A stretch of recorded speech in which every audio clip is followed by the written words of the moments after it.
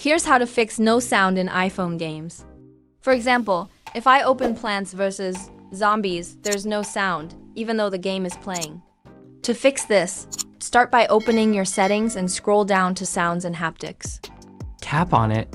The first thing I recommend is toggling off silent mode. If your iPhone has a physical mute switch, use it to toggle between ring and silent modes.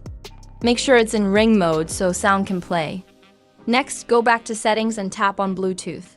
Turn Bluetooth off to ensure your phone isn't connected to any Bluetooth speakers or headphones, which could be causing the sound to play elsewhere.